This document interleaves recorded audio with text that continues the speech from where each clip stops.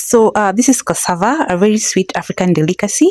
And I remember since I was growing up at a young age, my mom used to prepare cassava because she used to plant cassava, especially we used to take it for breakfast, cassava in tea. And some people could eat it raw. And of course, even right now, some people eat it raw.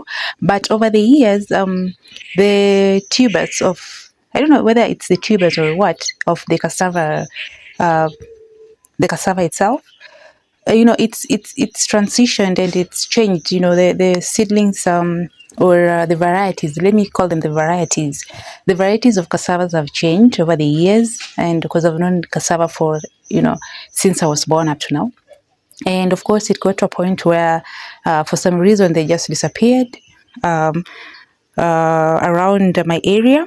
And then they appear because what happened is there used to be two types of cassavas.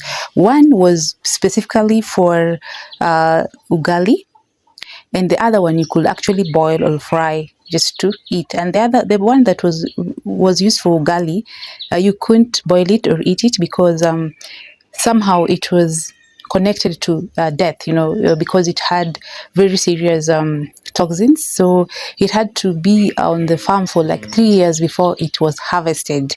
So nowadays, of course, as I've said, we have had different varieties since then up to now. So this cassava right here, actually, it's one that can be boiled and eaten, or you can eat it raw. But since sometimes they can become so much that you have like surplus that you can't be eating them, boiling them and eating them. So what we decided is to just transform these cassavas uh, to transform them to actually make them for ugali. But actually, you can boil them,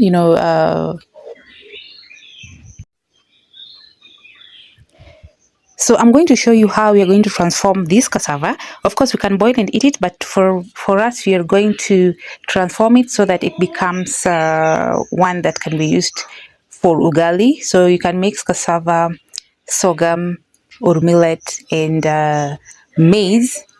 So you can actually have porridge. You can make porridge from the flour that comes out of this, or you can make ugali, it's a very sweet form of ugali that if you're used to it, sometimes having the ugali that's in packets, in the supermarkets or in the retail stores, it's really difficult for you to, you know, like the taste, the other flowers kind of tastes very bad.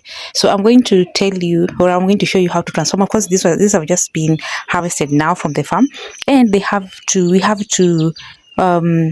peel them today, because if we leave them until tomorrow, they'll start being dark and aflatoxin in them will be a lot.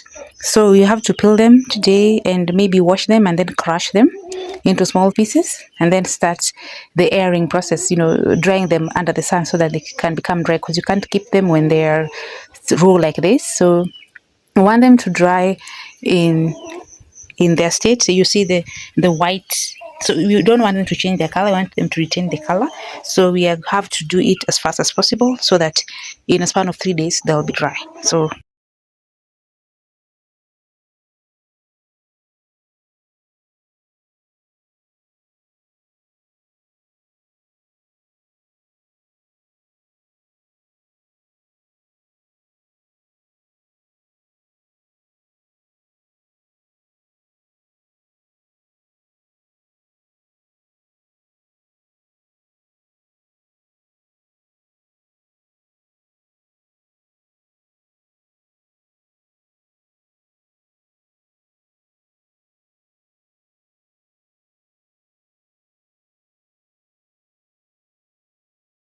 yes, so this is day 2 of airing our cassava. Anywho, I don't know, because it's not, we don't have enough sun. It's in June, and this is the month that the cold season begins. So they haven't dried as white as we expected, but it's fine as long as they're dry. They're good to go. So we'll see after 2 more days how they will turn out. But so far, we don't have enough sun.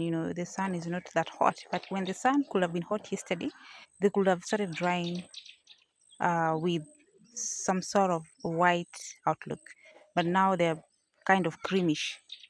But it's okay. We'll still have our ugali. Yeah, so there you have it. Not a very easy process, but at least we are done with it. So what remains is just mixing our cassava with maize and millet or sorghum, and then taking it to the milling machine for us to have our ugali flour. So that's how we do it here in the village. Bye bye.